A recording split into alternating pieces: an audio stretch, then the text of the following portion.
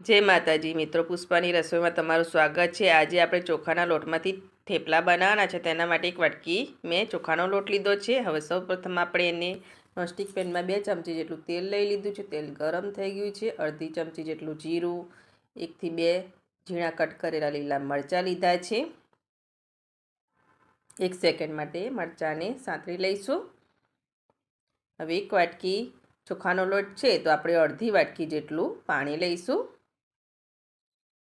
પાણીને ઉકળવા દઈશું। હવે મસાલા કરીશું। તેમાં અડધી ચમચી જેટલી હળદર, 1 ચમચી જેટલા ચીલી ફ્લેક્સ, સ્વાદ અનુસાર મીઠું, કોથમીરના પાન તો લઈને મિક્સ કરી લઈશું। અને આ પાણીને 1 થી 2 ઉભરા લાવી દઈશું। પહેલાં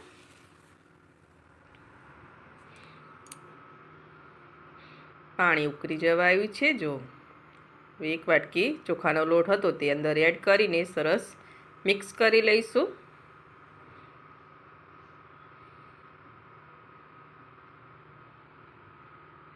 મિક્સ કરી લીધું છે સરસ।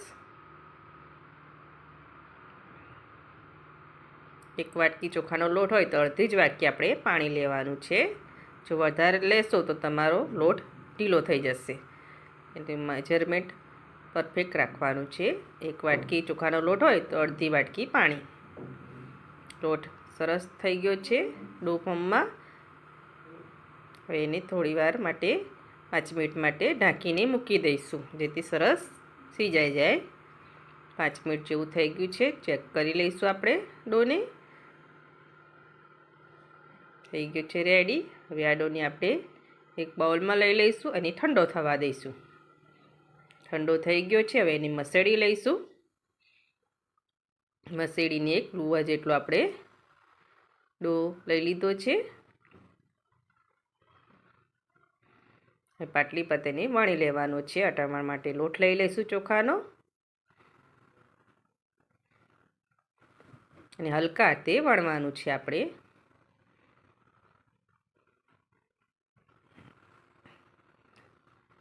હલકા હાથે વણી દીધો છે। તમારે જે સાઈઝનો થેપલું રાખવું હોય તે સાઈઝનો રાખવાનો।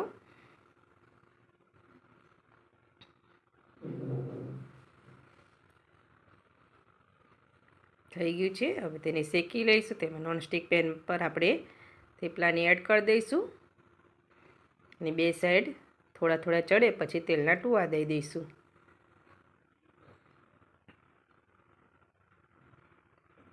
એક સાઈડ થઈ જવાયું છે, બીજી સાઈડ લઈ લઈશું।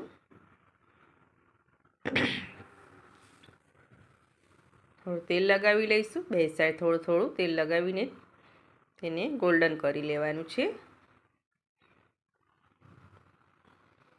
ખાવામાં બહુ ટેસ્ટી લાગે છે।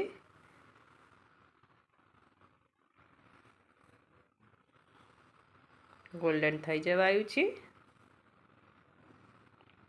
મીડિયમ આંચ ઉપર જ શેકવાના છે તેને।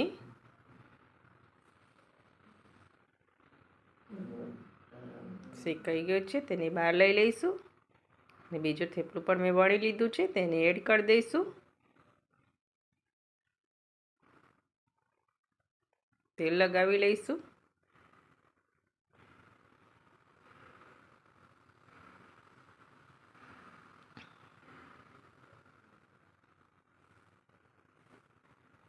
એને પણ તેલ લગાવી દીધું છે 2 બાજુ।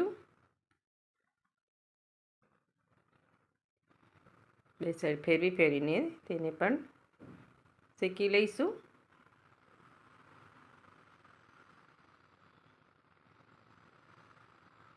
આવી રીતે આપણે બધા થેપલા બનાવીને શેકી લેવાના છે।